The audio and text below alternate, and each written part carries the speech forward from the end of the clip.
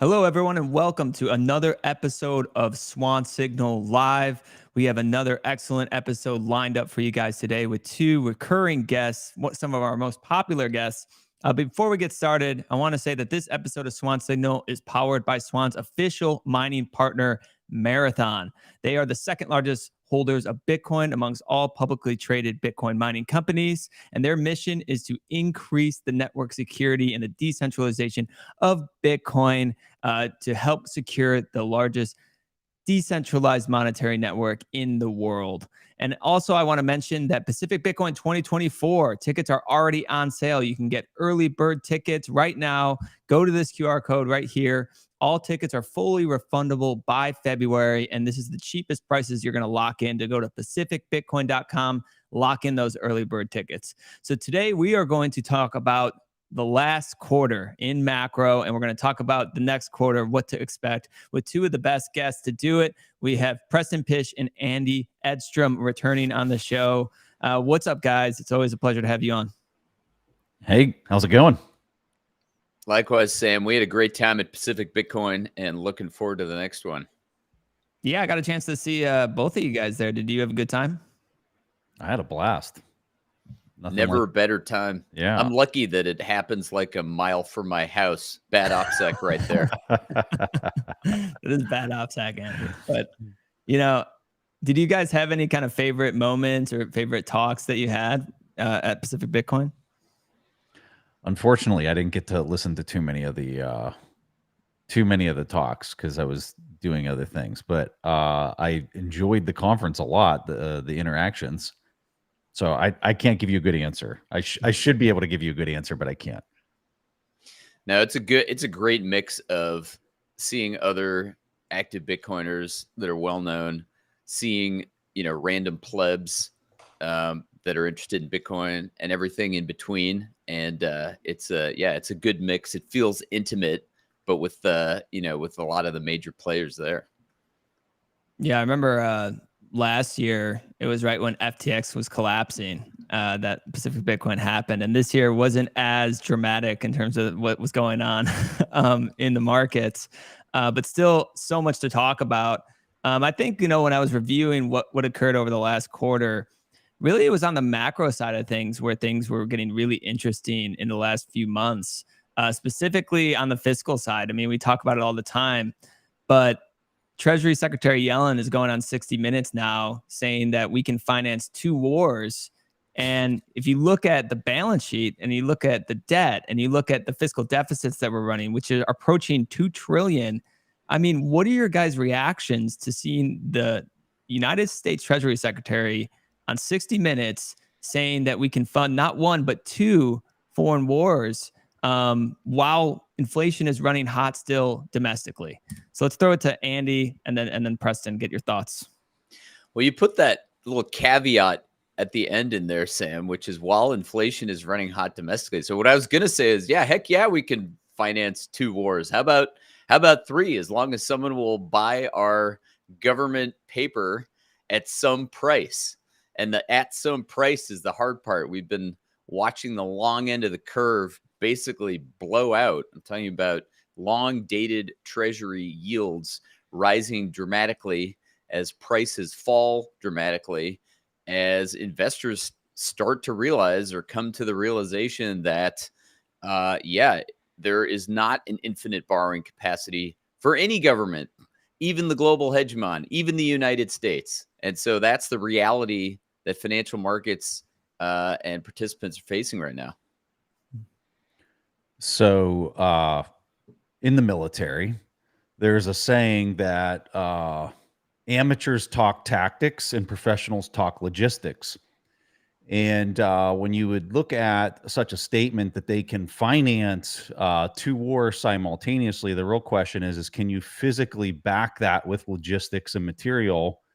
And this is obviously taking it more at face value than where I think you really wanted to go. But I think it gets to a much bigger and broader theme that so many people in this country in particular have lost complete sight of reality, which is they think that they can take paper nothings and turn those into physical, real things.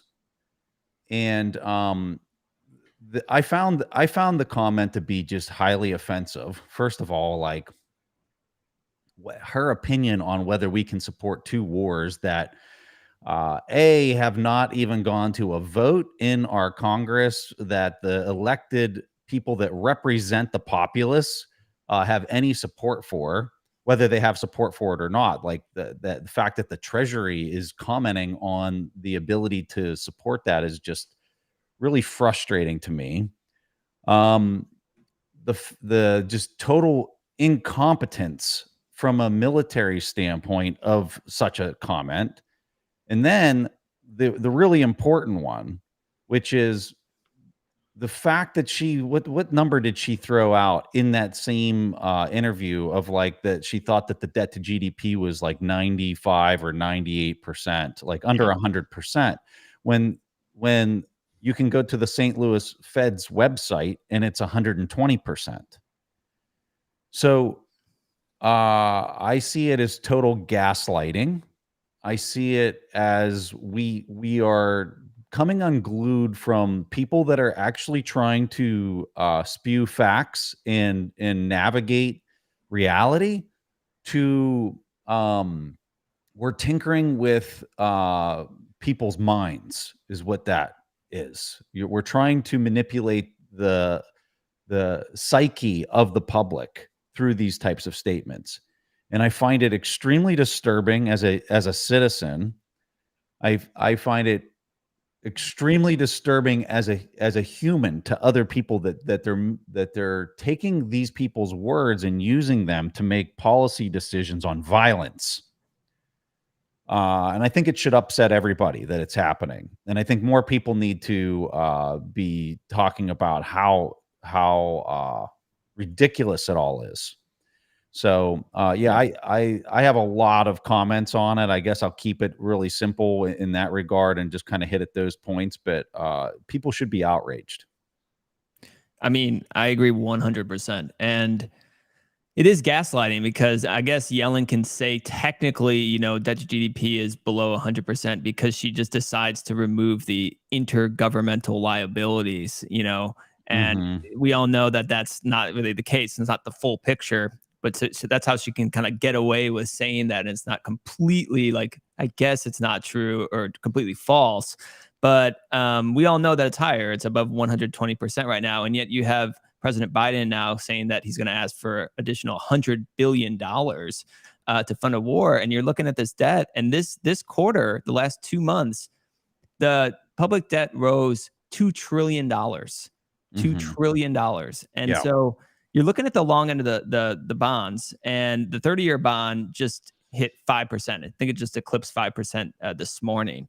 And do you guys think that, bond investors are finally waking up and looking at this debt problem, and you're starting to see these narratives that Bitcoiners have talked about for a long time start to pop up in the Wall Street Journal? Do you think bond investors and the bond market is finally understanding, like, hey, the math doesn't make any sense here? Clearly they are, because when you look at the yield curve, it's screaming that it's just selling off like crazy. The biggest bear market we've seen in bonds in the history of the metric.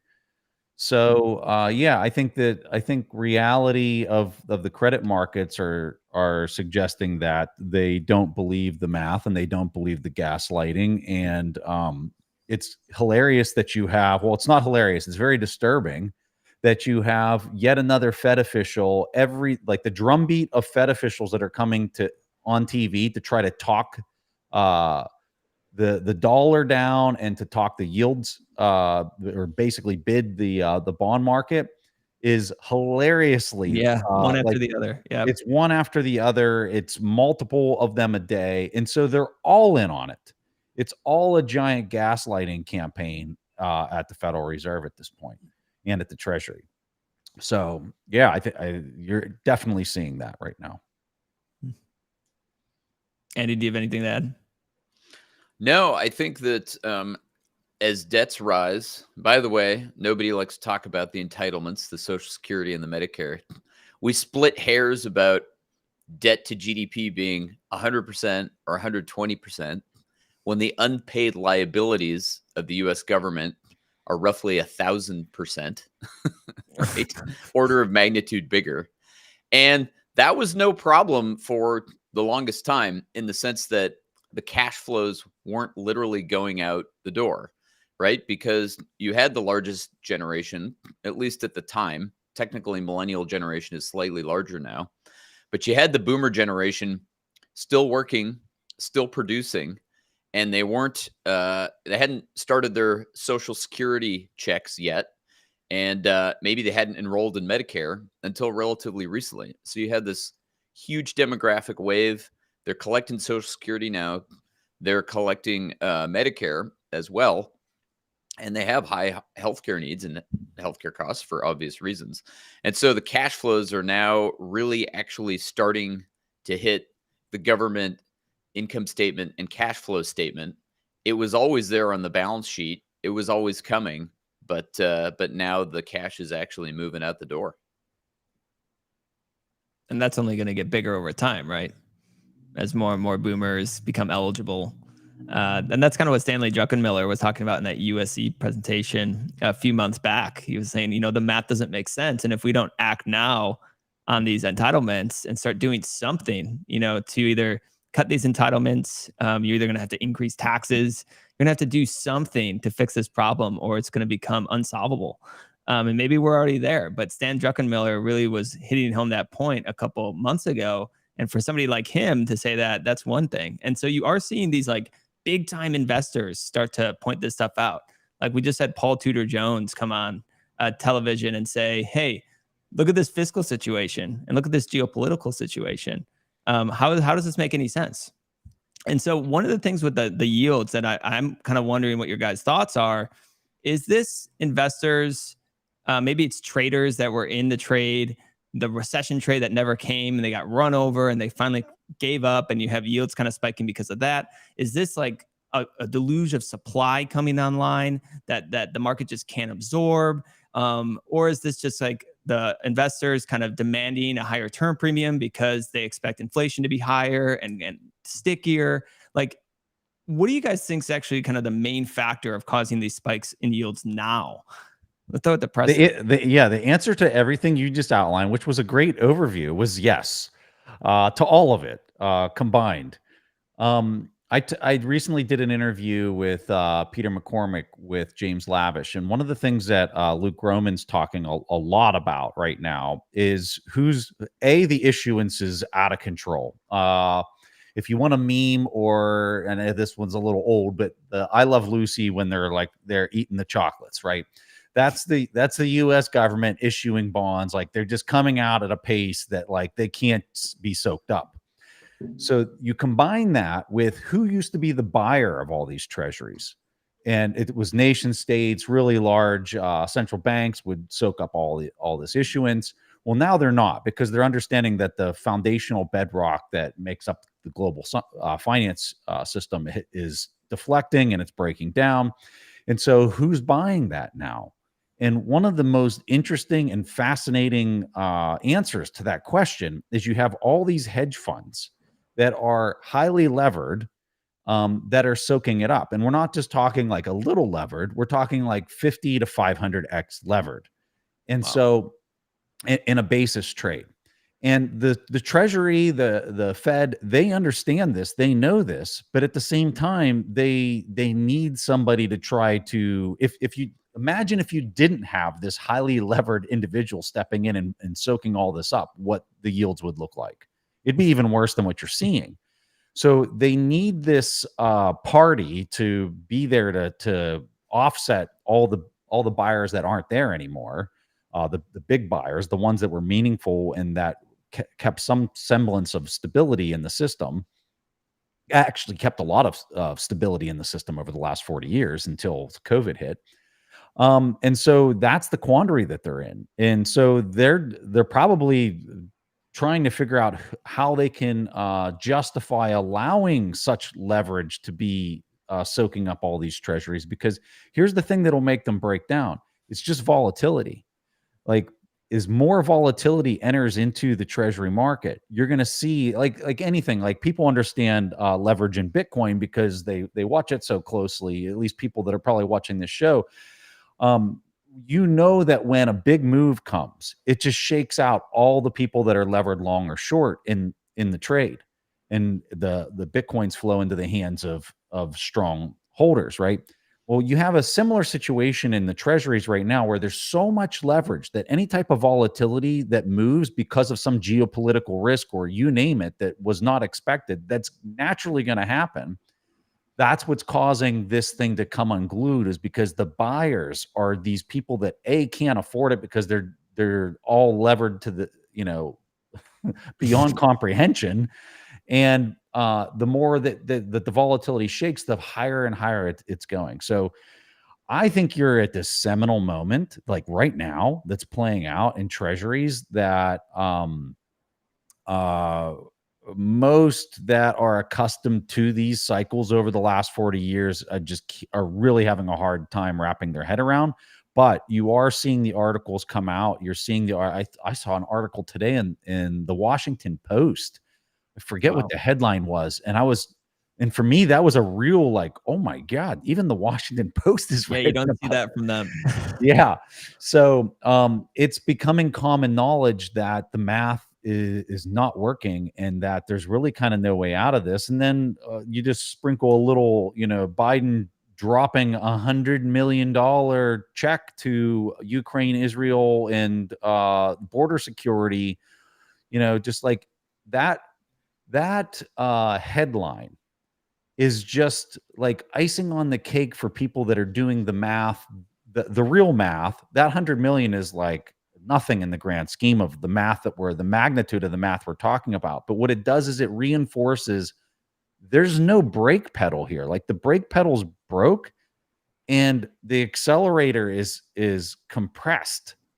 And boy, man, like it's getting wild. It's getting really wild. Like you're in a Silicon Valley bank moment that's playing out right now.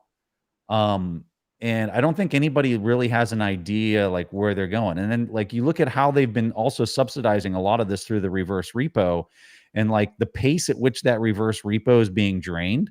We're looking at April, and that's using today's numbers. That's not accelerative numbers. So maybe like January through April timeframe when that is completely gone, and then like what play do they have at that point? I'm curious what Andy thinks. Like, what's the play at that point? Yeah. Once, with the shell game, moving funds in and out of the system, moving funds among government accounts, I guess once that gets exhausted, I think of a few things. I think of my personal surprise a bit at how well government handled the bank failures earlier this year. That went surprisingly well, I would say. And so there are ways, of course, that our government can cause market participants to accumulate all this paper, or at least some of it, and keep the story going for a while. Certainly, when they removed the capital charges for holding treasuries, I think that was a few years ago, that allowed the banks to stuff their balance sheets with this stuff. Unfortunately, then a few of them got taken out to the woodshed, right? The regional banks, many of them took big losses on this long dated government bonds that they bought. And then when the Fed jacked up rates, they had these big losses on their balance sheet. So they tried that move. Could they try it again somehow? I don't know. Ultimately, when rates are moving, even if you're not marking to market those balance sheet losses, investors aren't that stupid. I mean, they were kind of stupid the first time around in that they apparently missed this huge risk that was just hanging out there, but they're not going to make that mistake again, in my opinion. The obvious thing, obviously, is to restart QE or more subtle forms of QE, whether it's reverse repo or otherwise. That's likely to happen at some point. I think most of us in this space are watching and waiting. It's taken longer. It's been higher for longer than most of us expected, I would say. And it could be for a while yet that it could go on. And yet the bond vigilantes, as they used to call them back in the 80s and 90s, are finally showing up. Finally, someone out there who was buying bonds is not buying them anymore. And as a result, we're seeing the yields fly upward. And how long can that go on? I guess we're gonna find out. I mean, I can say from personal experience and from that of my clients and investment committee, we've looked at the long end and we've thought, wow, this is a real, this is a real big technical move. It actually might be a little oversold. Is there a trade there? And the conclusion we reached was there might be, but we're not going to step in front of that trade. Like, it's not going to be me laying down on the tracks or my clients. And so, yeah, we're not a marginal buyer. I'll tell you that much. We'll see if anyone else is. Yeah, I think somebody said like Yellen can say that we can finance 2 wars, but then the bond market is going to say, yeah, but at what price? And that's kind of what Andy was saying. As the yields soar up. And if I could just, like, for the listeners that are like the reverse repo facility, okay, if I could try to summarize, this is a facility that the Fed has. It's like an overnight lending facility, and these mutual funds and these money market funds can park cash there and earn 5%, basically risk free because it's just parked at the Fed. But when the Treasury Secretary or the Treasury started to issue all these new bonds, they issued T-bills, and those offer a little bit of a higher yield. And so all these money market funds and mutual funds basically pulled the cash out of the reverse repo and acted as a liquidity source and increased demand to suck up these new bonds, these new T-bills, because they offered a better yield. Now, the question is, what happens when that reverse repo facility completely drains down? Where does that demand come from, and what are yields going to do now? And that's kind of what Lynn's talking about. That's what Preston was kind of mentioning here. I think I just described that correctly, Preston. Yeah, it's phenomenal, actually. Yeah. But, that's kind of what people mean by this reverse repo facility. It's getting drained down. It's acting as this cash in the system that's sucking up these bonds. What's going to happen? And one of the questions I posed, or I just asked Twitter, I was like, what do you guys want to, questions do you have for these guys? Was Plan Marcus. And he said, like, how come nothing serious has broken as was predictive if and when they would raise rates? Like, a lot of Bitcoiners were like, why isn't something broken? Oh, that one's easy. Yeah. What would you say to Plan That's Marcus? really easy. Yeah. Well, you have yield curve control for banks that was implemented during Silicon Valley Bank. Like, if that didn't happen, like, this whole thing becomes unwind. Like, it's so all something did break. They just, oh God, yeah, saved it. I mean, what was the number from Bank of America or Charles Schwab with their unrealized losses? Andy? 130 billion. 130 billion. Was that Bank of America's? I believe, yeah, it was Bank of America. Yeah. So think about this. Like, how much equity do they have?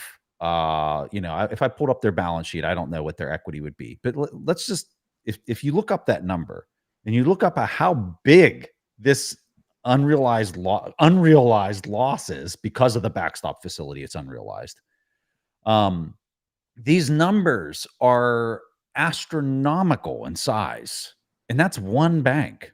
Okay, that's why we were kicking and screaming, because we're looking at this and we're making comments as if we're in a free and open market, right? Like, that's what everybody tells you you're in. And if we were in a free and open market, which we're not, you would have saw the biggest cascading impairment that we've ever had play out with Silicon Valley Bank. It would have ricocheted through every single major bank around the world. That didn't happen. And the reason it didn't happen is because they went in and just straight manipulated through yield curve control for banks only rates so that they can put on deposit all these bonds that were melting down. So that's why it didn't happen. The facility was supposed to only be 1 year. Do you think they're going to close down that facility after 1 year? They can't. It's impossible, because you would be straight back into the free and open market scenario of the value of these things getting priced at the value that they deserve relative to all this inflation inducing printing that they have. So that's why it's persisted. I say all that because if you don't think they have another scheme that they're going to drop here between now and April, you might be kidding yourself. Going back to Andy's comment about the long end, like, hey, are we having a spot here where maybe it's a buy and we want to step in and own this thing, right? Or is the market so dang manipulated that we're going to get our face ripped off because they're going to stand up some other facility to prevent what we think should happen based on the mathematics from happening? And that's why you want to know why people aren't buying it, is because they might not be able to say that out loud, but in the back of their mind, they've seen everybody else get ripped because they've made this underlying assumption that they're operating inside of a free and open market when they're not. And everybody's coming to this realization that they're not actually participating in a free and open market. No. I'm looking forward to seeing, speaking of, as Preston's implying, more rabbits that can be pulled out of the hat. And there's always more. There's always one more. You never know if it's gonna work, if the final trick's gonna work, but there's always at least one more trick that can be pulled. I'm thinking about financial repression. It's a term that was coined by a couple Stanford economists in the 1970s. And one of the factors in financial repression is finding not so nice ways to get people to buy your paper from the government's point of view, right? This can be, it can be carrots or it can be sticks. Carrots can be, let's say, tax benefits to those who buy the government paper, or other government benefits. Or there can be outright coercion. You can force certain members of society or institutions or what have you to buy your paper. Now, admittedly, there's an element of that already going on internationally, right? With the American hegemony and us strongly encouraging foreign governments to buy treasuries. That may be approaching the end of its rope, given what's going on in terms of geopolitics, and especially given the fact that we are, despite our huge liabilities and despite our limited success, we are on a hawkish tilt, right? It's like we're getting more aggressive. The U.S. government is getting more aggressive with foreign adversaries, not less. So yeah, it's headed towards a wartime footing. I mean that in the classical sense. Preston made the excellent point that the wars that are ongoing are undeclared, right? They're either proxy or they were at one point defined as a peacekeeping operation or what have you. And the stresses and the strains are gonna keep building, and the government is going to try some new and innovative ways of getting people to lend it money, and some tried and true ways that we have seen before, 50 or 75 years ago, but we haven't seen lately. So old, new tricks. I think that's spot on. And you brought up the proxy wars. I mean, it might be a good segue here, because I wanted to talk about oil. And Preston, in our last our market update, you said oil is the thing to watch. It has gone sideways. This may confirm that we are seeing the bottom being laid out right now. People might disagree with this because they're expecting a recession. But if oil starts to rip, it's going to cause all sorts of issues because of the treasury market that'll sell off, and that'll cause all kinds of balance sheet issues for banks as they have to continue to roll the debt over and over at higher rates. And we have seen oil rip since our last market update. I mean, it basically cleared $90 for a little bit, and it's hovering in the 80s now. With the outbreak of war, I mean, we had Iran come out today saying they want an embargo on Israel. And it just seems like relations are breaking down. Let's just say that when it comes to oil supply chains and things like that. So what are your views on oils moving forward? What are some of the ramifications people have to think about if oil, say, gets up to 100 and even beyond? Yeah. So yeah, I would say the Brent crude right now is at $91.88. I think when we talked last, we were maybe down in the 70 range, maybe at 80. Yeah. So this is the number one input, like we talked about last time, to pretty much everything that's manufactured on the planet. All extraction of physical goods and materials, which, you look at battery technology, you look at any type of technology. The one common theme that you keep hearing from anybody is we need more of these commodities that enable these types of technologies. So, when I look at oil and I look at how fundamental it is as the number one energy input because of, what oil represents, it's just how as they continue to print the monetary units of nothing that have no cost to them. How can't you think that demand is going to run wild for things that people actually desire? Um, and so we're watching the price. It's getting violent as far as like the volatility. The SPR is tapped. I saw, I don't know how many tweets this morning about how there's nothing left in the SPR. And that's what the Washington Post article was. It was talking about the SPR, and it was talking about how it needs to be refilled literally today in the Washington Post. So, this is a massive issue. This is a major concern. And if we're not able to produce some type of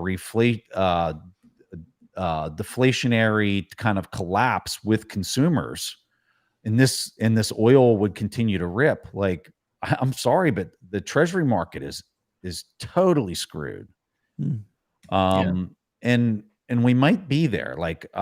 I think when I'm looking at the market today and this week and everything that's happening over in the Middle East and the relationships that are breaking down. I mean, if you're sitting over in the Middle East and you're upset with the US's actions, and you can see clearly how dependent they are on the dollar and the treasury market, and you can see how it's melting down, and you understand the power that you wield with respect to oil. Well, how does a person not think that they're going to pull that lever to try to create chaos with the treasury market? I think they are. I think that they're going to ramp up whatever efforts were already underway. And I'm very concerned about this particular situation with respect to oil and what it might mean in a quarter to 3 quarters from now. I'm curious if Andy sees it similarly, but no change to the thesis from last quarter. Only I guess I have more conviction in it now. Yeah, I agree completely with you, Preston, except for one point, which I thought that at dinner the other night, a couple weeks ago, we agreed that we're going to change the nomenclature for monetary units to Schrute bucks. I thought we were calling them Schrute bucks now. You're right. We did say that. We did say that. Yeah. So oil, couple things on oil. Oil, especially the oil patch in the United States, went through an evolution. In the mid 2000s, there were innovative wildcat drillers, oil and gas men, who figured out new ways to extract oil and gas from the ground, horizontal drilling and fracking. And then you had this boom in U.S. production. And these companies basically abandoned any and all discipline with respect to capital allocation. And they just drilled and drilled. It was drill, baby, drill. Anywhere you could find more oil, anywhere you could find more natural gas even, which is far less valuable. They sank wells, in the Permian, in the Bakken, in the Eagle Ford, all these shale formations in the continental U.S. And they torched all this capital, basically. They had no capital discipline. And investors finally imposed some discipline after Saudi, turned on the taps and sank and bankrupted a bunch of these U.S. drillers. Okay, so since then, in my view, oil has been pretty severely underinvested in the U.S. Oh, and by the way, this has come at the same time as perhaps the peak in concerns about climate change and global warming, right? We had this huge environmental element, the ESG, all that stuff. Okay, so with oil underinvested, And yet with Russia, with the Ukraine war redirecting oil supply chains, and with OPEC not necessarily playing ball, not like finding ways to pump new or more oil than they are at the moment, because why would they? They don't really have an incentive with price jumping. US is kind of behind. And so if Russia decides to take more supply off the market, or if other players decide to take more supply off the market as we head into winter, which is when oil and gas is most needed because of heating, then yeah, US companies aren't going to immediately be able to respond necessarily unless they abandon their capital allocation discipline, which they're probably not going to do this time around because they got burned. And so we could be facing a major gap in supply, and the elasticity of the price for oil with respect to that supply can cause price to move up and fast and by a lot. And it's a major, as you pointed out, Preston, it's a major lever that America's foreign adversaries can pull, and it would not surprise me at all if they pull it some more in the next 6 to 12 months. Did we talk about the shale last time we were on? I don't believe so, no. So just real fast, shale here in the U.S., when you look over the past decade plus, shale has really kind of provided a lot of the growth or excess oil supply into the market. Now, the problem with it is it's very expensive in order to do this. The cost of production is significantly higher than everywhere else. Where we've seen this roll over recently, where they're now not supplying as much, and part of it is because they're kind of caught in this really weird dynamic where, as they continue to drain the SPR to keep the price suppressed, they are disincentivized to make capital investment to expand this operation because they're manipulating. Same thing they're doing with treasuries, they're doing with physical oil. Right. So if I don't have an incentive, or I don't think that the government's going to be allow this market to be free and open, I'm going to be hesitant to invest and expand operations if I don't think that I can make money.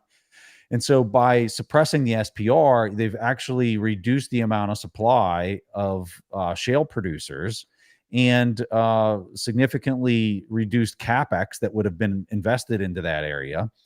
And now like where we were getting some additional supply into the market, it's disappeared. And it seems like that's getting worse. Yeah. The trend of that. So just another, point. And this is, I think this is a really important highlight because it actually is in the margin that actually matters for the global oil supply. Shale, kind of depended a lot on low rates too, right? To finance operations. Absolutely. Yes. Yeah. So you have this compounding, recurring loop of the more you manipulate, the more you're making it worse for all of these. And it's amazing to kind of see it kind of hitting like all these different sectors all simultaneously. Yeah, oil is just another factor that plays into, again, the yields. I mean, if oil flies up, yields fly up, and then the interest expense increases, and then you just start to see how this can kind of tumble into a huge problem. And this is the debt spiral that gets mentioned all the time, but it's so hard not to see this path. It seems like it is the path of least resistance right now. It's covered with oil. It's very slippery. It's going right down there. It's like, oh my gosh, what's going to happen here? But I wanted to pivot because a lot of these questions that I asked on Twitter revolved around the ETF. It's like the hottest thing. And I don't know, that Telegraph tweet a couple of days ago faked out so many people. It just showed like how eager this market is for spot Bitcoin ETF, I think. You saw the price jump over 10% in under an hour.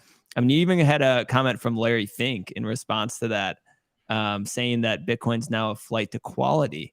And so one question that was asked here, yeah, I know we could talk about this, but like, it was like, what kind of immediate demand can realistically be expected once a Bitcoin spot ETF is approved. I think we saw like at least a little bit of that with the Cointelegraph tweet, but maybe let's just get some of your thoughts around maybe Larry Fink's comments, some of the developments that happened in the last couple of days. Oh boy, the ETF is approved, except for it's not approved, except for the price is up and it's still up.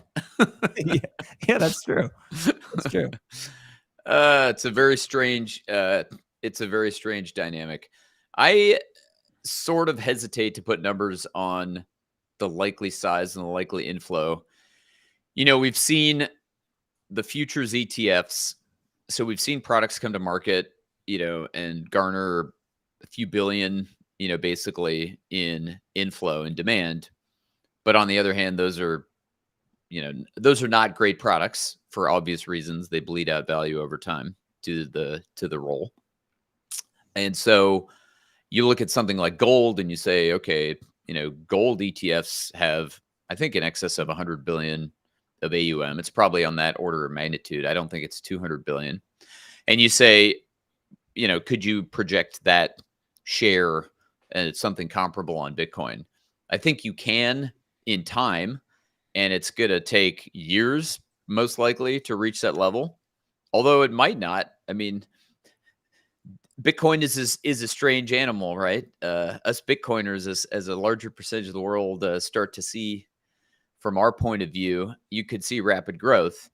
My guess is that it's in the billions in the early days. I don't think it's 100 billion soon. The bull case for me probably is like tens of billions in the early months. And that's kind of the orders of magnitude and way I'm thinking about it and framing it.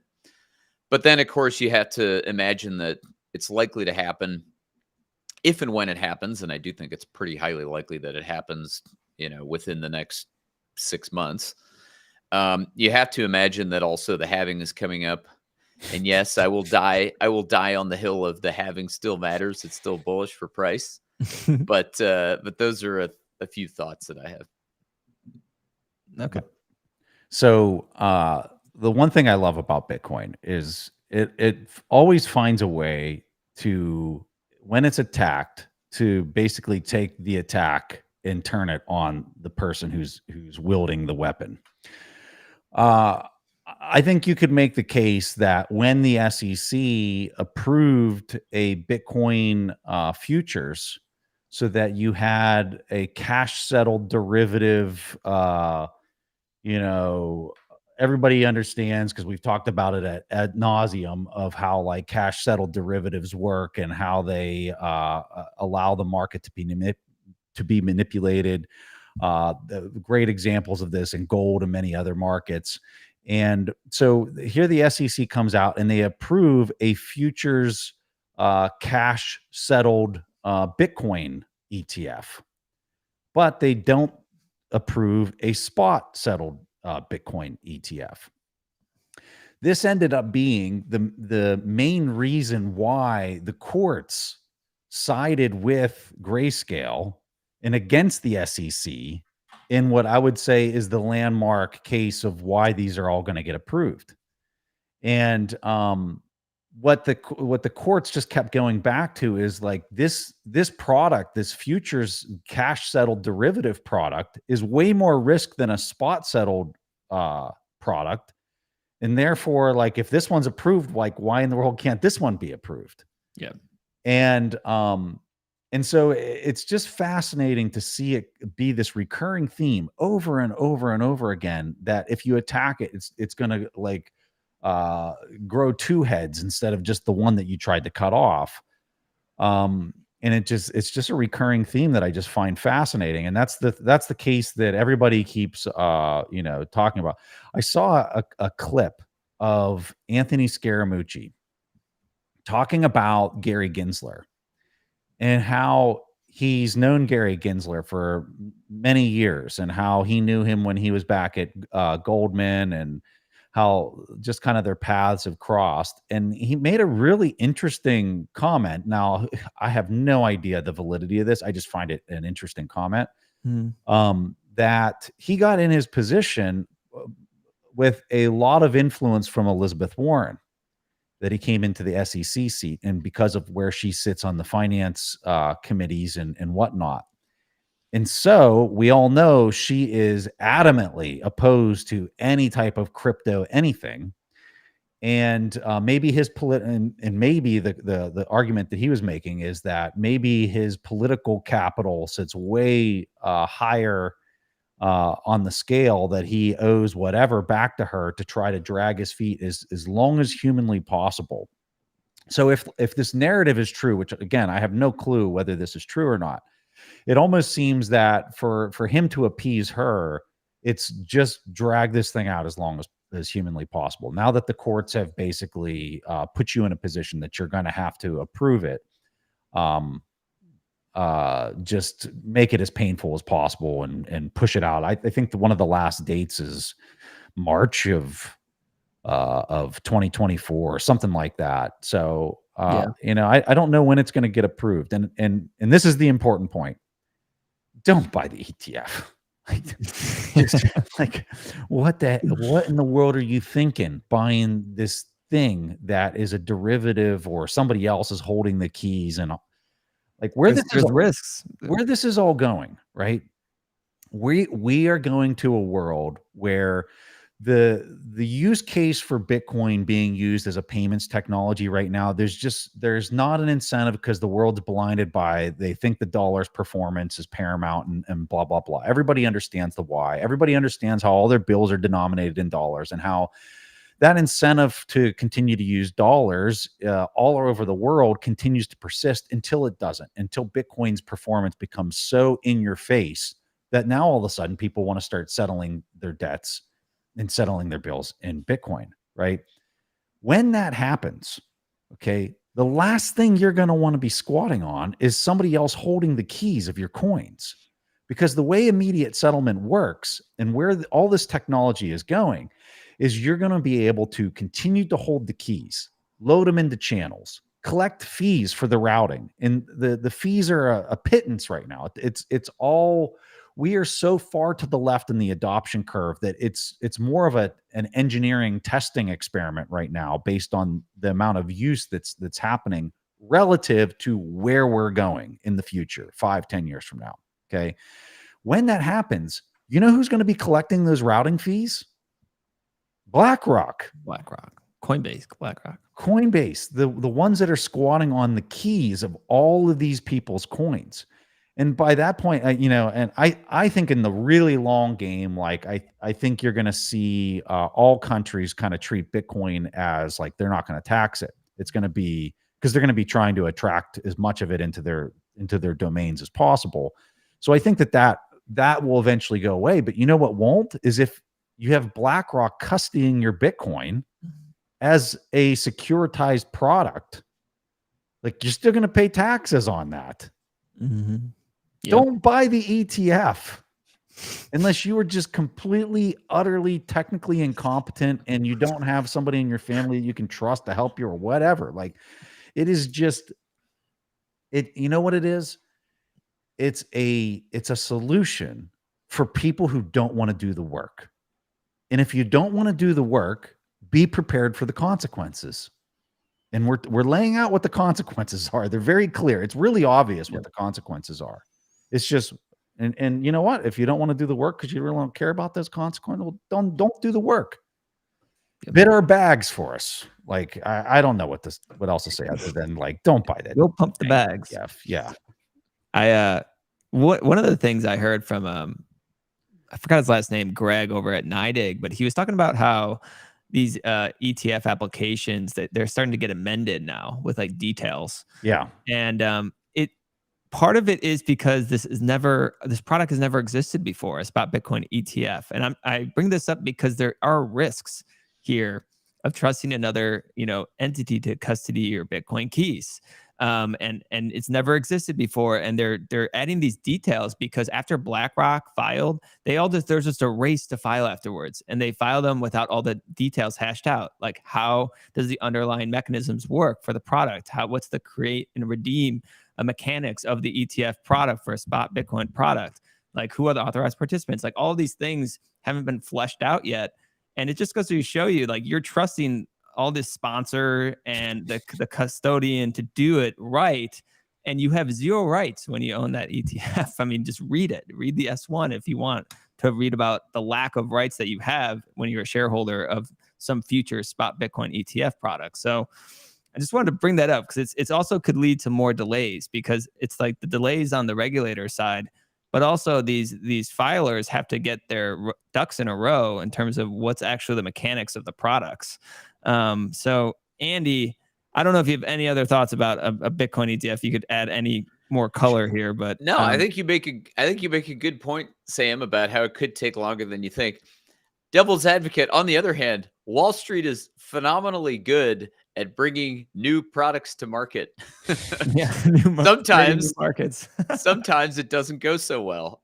Sometimes they bring products to market with great success for a short period of time, and you end up with a global financial crisis sometimes.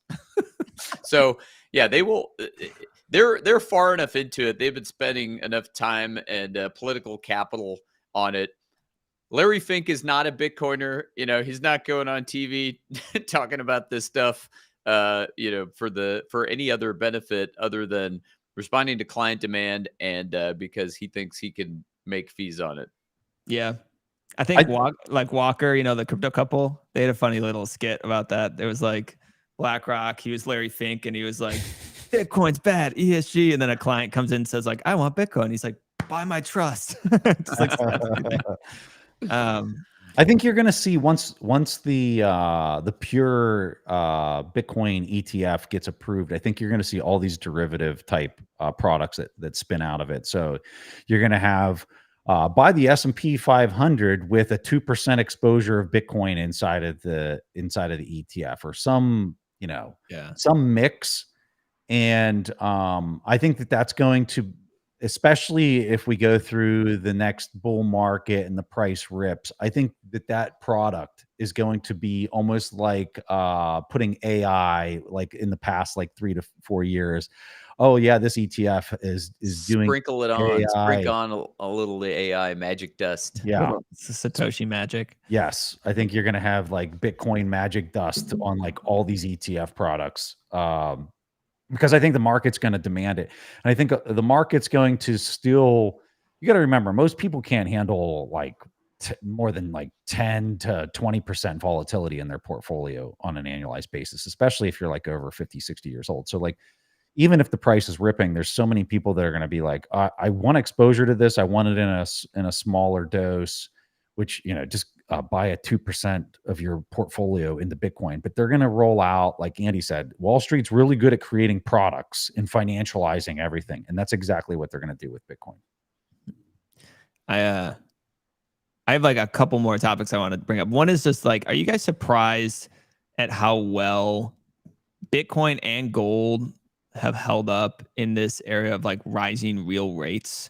Because obviously both don't offer any kind of yield. So typically, like for instance, gold historically has performed poorly when real rates go positive. But now we have real rates going positive, and gold is kind of hung up there. And so is Bitcoin, honestly, through all this like chaos and all these issues and these macro geopolitical issues. Are you guys surprised about the resiliency in the, you know, shiny yellow rock and then Bitcoin? All right, I'll go first. So yes and no, but mostly no. When you look at the history of price movements in Bitcoin and these 4-year cycles, which I believe are driven by the halving, this bear market looks like every other, right? It just looks like another garden variety bear market. I've been through 2 of them now. Preston, you've probably been through 3. 2. Yeah, it same as it ever was, basically. You know, the drawdowns are lower in percentage terms, or I should say they're less magnitude in percentage terms each time. So if you had a 90% drawdown and then you had an 85% drawdown, and this time it was, I don't know, 75 or somewhere between 75 and 80, feels kind of normal. Feels like it ever was. I hear some macro guys talking about, well, given how much liquidity they're drawing out of the system and how much higher rates are, and especially real rates, as you pointed out, Sam, you know, Bitcoin should be at 10K. Okay. maybe if there's been zero adoption, right? Zero education. Like if Bitcoin is making no headway at taking market share from gold, then yeah, we should be at 10K. However, people are realizing that overall Bitcoin is a better hard money than gold. And so it is taking market share at the minimum. Forget about the potential upside from it being adopted as transactional money someday. Just even, write that call option off and just say it's taking share from gold for very, very obvious reasons. And so, yeah, I'm not surprised that it's held up, because I believe that education and adoption is happening. And I believe that rational individuals are making the decision to store a greater and greater portion of their wealth in Bitcoin. And especially that's on two dimensions, right? One is the 0 to 1, right? Every cycle brings in more people that find out about it. I see it happening around me. And then the second thing that happens is the conviction grows. And so the percent of your assets that you store in Bitcoin goes up with time. And this is incremental demand. You see it in the on-chain data, assuming the data are correct. But if they are correct, you see it in the HODL behavior of all these addresses on chain. And so, yeah, this is what I think adoption looks like over time, with, of course, the cyclicality and the admission that, yes, we had very easy monetary policy for many years. Now it's less easy. So probably that chopped the top off the last bull market, and perhaps it made this downturn worse than it otherwise would have been. But that's my take. Yeah, I don't have much to add. I Yeah. agree with what he's saying. I think that it's super important for people that are approaching this, that are new, is to look at the on-chain data and see the total lack of movement for people that have a meaningful amount of coins, and what that conviction actually represents in financial markets, in the way that price of the underlying moves. It would be fascinating to be able to look at what that metric would be for gold. Because I don't think it would be anything close to what Bitcoin is percentage wise, for the amount of existing stock, and for how it's not just the magnitude of the conviction, it's the continual accumulation of that address for that Bitcoin versus. And it would be really interesting, which there's no way to be able to look at this, is what percent of the person's portfolio does it make up that's squatting on all these coins? Because I refer to them, we really leaned into this psychopath narrative that was said about Bitcoiners. And it's such a great term, because when you look at how relentless the conviction is for a Bitcoiner, I don't know of anything on the planet that has a user base like that, like at all. No. You could take the biggest gold zealot around, and there's no way that they could even come close to just a basic Bitcoiner with respect to their conviction. I think it's partly because like Bitcoiners and people who own Bitcoin, they really do see Bitcoin, like the network, also as really hopeful technology that can make the world better in terms of like censorship resistance. So there is like, they want to support it, to hold on to it. They don't want to sell it. I mean, it's almost like a lifestyle product with a fixed supply. So well, you're not dealing with a doom and gloomer. No, you're not. You're dealing with a person who can define reality, that understands that there is doom and gloom on the horizon, but they also are builders and can see how the world's going to become a much better place through the utility of this. Yeah. And that's what you don't have in the gold market. At least my opinion is you don't have that in the gold market, like, at all. Yeah. In the last couple months, you've seen really promising developments. Like the Bitcoin VM thing was exciting. Today you had Taproot Assets get launched from Lightning Labs. I mean, Bitcoin continues to evolve over time. I mean, the protocol, the rules stay the same, but innovation continues to happen, and that's obviously gold doesn't have that. So, we can continue to iterate, innovate, build solutions using the Bitcoin network. And I think that's where, when investors who hold Bitcoin and understand Bitcoin, I think that's why you don't see a lot of selling, because they're like, I want this to succeed. I really, really want this technology to succeed because I think it'll help the world become a better place.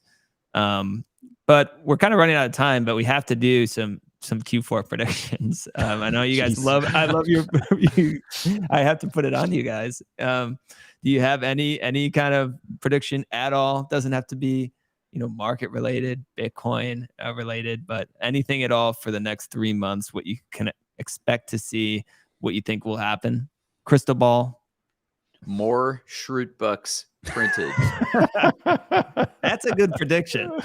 That's gonna play well, I think. They're in a very precarious spot right now. I think the coming quarter, because you're seeing every Fed official just jawboning the living hell out of trying to get the dollar down, get oil down, get treasury yields down.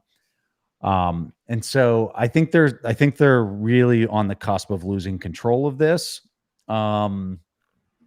I think that they can continue to unwind this reverse repo and maybe like slow the bleed, but it seems like it's starting to get unmanageable.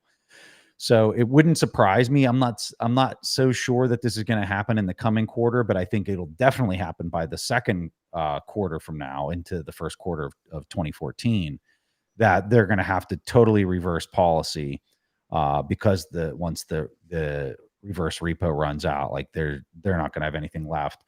It's going to be interesting to see how they execute it, though. I think that when we look at Japan and how they're exercising QE right now, or yield curve control right now, they're doing it through a range. So they started off doing it at and they were only doing it with the 10-year, and they were saying it was a quarter basis point. Then it was 50 basis points. And then it turned into, well, we can step into the market between 50 and 100 bips. And good luck, whether we're going to be in the market that day or not. I think that form of yield curve control is kind of where things like that model comes to the U.S. here in the coming year.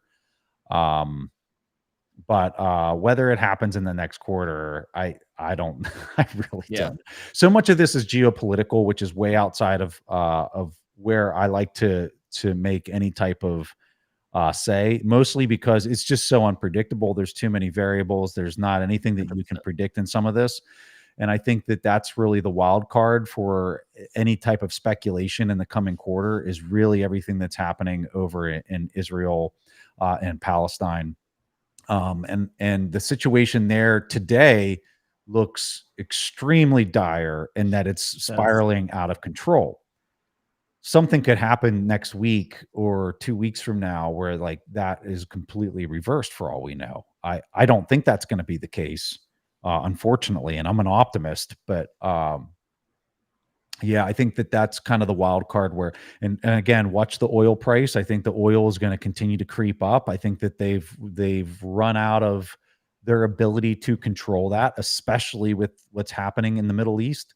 And so I think the oil is going to continue to, similar to last quarter. I think that's going to be the thing that kind of dominates the narrative and the lion's share of the collective global conscious of what's happening in financial markets. I want to underscore Preston's point on the oil situation, which is, with the election in the U.S. coming up next year, I think that most of America's geopolitical opponents, including and especially Russia, don't really want to see a second Biden term. So what lever do they have to pull, right, that can help pull that re-election campaign off the rails in the next year? Taking oil off the market and making all the geopolitics worse, as well as making inflation worse, as well as affecting the U.S. fiscal position, as well as affecting the price of gas at the pump, right? Et cetera, et cetera, et cetera. A lot of ways to win for Russia, and it has that in its control, and it's something that it could implement in the winter. So I'm not going to say literally this quarter, but maybe this quarter or next. And I'm not going to say it's my base case, but very significant risk. And that's the scenario in which oil doesn't creep up so much as spike way over 100. So this is, if I was going to recap all these vectors that are kind of pointing to this April timeframe, we have the continued Russia-Ukraine situation. We have Israel-Palestine situation. We have the SPR that's drained in energy, looking to potentially break out. We have the repo facility that's going to be completely drained by then. We have a halving event that's happening inside of Bitcoin. And I mean, that's just to name, and the last one, an election, a presidential election where I mean, look at what just happened down in Argentina, where they just said, "Oh yeah, we're doing away with income tax like days before the election," and now they're trying to arrest him. Malay. So you have that election that's intertwined with all this, and they're going to try to juice the populace on economic performance somehow. So, dude, hang on. Like this coming year, I don't know about necessarily the coming quarter, but this coming year, like, holy hell, man. Yeah. It's crazy how these halvings seem to time up with these macro factors each time. I'm sorry, the ETF. Oh, the ETF. The ETF as well. So right like, around there, yeah. Good God. No. I know. Last Hodl time, your Bitcoin. Cold storage is your friend. Yes. They're gonna raise your cold storage game with time, right? Every cycle, who knows? Past performance not necessarily indicative of the future. However, as the orders of magnitude on Bitcoin go up with each cycle, remember that your security needs to be ready, right, for order of magnitude higher price, 10x higher price. Always be continuously improving, trying new solutions, getting better, doing the work, as Preston said. Do the work and keep doing the work. Yep. Well, those are good predictions. We'll certainly check back in next quarterly update. It's a tough thing to do. I mean, like you said, these are extremely uncertain times. So I appreciate you guys sharing your insights. And I know the listeners listening in right now always appreciate you guys coming on this show. All I know is that it just seems like things are fracturing in terms of the traditional financial system. And when you have another system that continually seems pretty stable, in my mind, the education, as you learn about it, you're like, this makes a lot of sense and I can trust this. Whereas all the uncertainties happening with the traditional financial system, the banking system, the geopolitical situation, I mean, just seems like Bitcoin really is this source of stability, actually, in terms of the monetary policy and the network. So I just contrast the two, and it makes me even more bullish on Bitcoin long term as a solution. So just want to thank you guys so much for coming on again. I think everyone kind of knows where to follow you guys, but if you want to point them towards your work, where can people follow you? Good, Andy. They know. Well, I like that. I like that. I think we leave it. I think we leave it right there. Well, why? Andy did write a book. Why buy Bitcoin? I'll plug your book, Andy. How about that? I'll take it. If you guys didn't know, Why Buy Bitcoin is a great book. So go check that out for Andy. And then Preston has a small podcast called the Investors Podcast. You can go listen to that too. How about that? That works. All right. Preston also has a book of hilarious anecdotes. Oh, Preston, you do have an earlier time, which I recommend. That. It's a great book. Yeah, you should go check out Preston. Oh, Lord. All right. Thank you guys for coming. All right. See you guys. Appreciate Always you. Fun. All right. All right. That was another great market update. I love those guys so much. They always teach me all about the markets in ways that are so easy to understand. And I know listeners always write in and say that exact same thing. So thank you, Andy. Thank you, Preston, for coming on again. I want to bring up Pacific Bitcoin once more. So Pacific Bitcoin 2024, these are the early bird tickets. This is the time to do it. Check out this QR code. You can get full refunds by February, and you can buy at some of the lowest prices The last festival was a smashing time. I think Lynn Alden just had a clip saying that it's her favorite conference of the year every year. And so if you're interested in going to Santa Monica next fall for Pacific Bitcoin 2024, now is your time to lock in the cheapest prices. Go to this QR code now, pacificbitcoin.com. Thank you so much for listening to this episode of Swan Signal Live. Like, comment, and let me know how I can improve. I'm always very honored to have listeners checking out the show. So thank you, and I'll see you next week.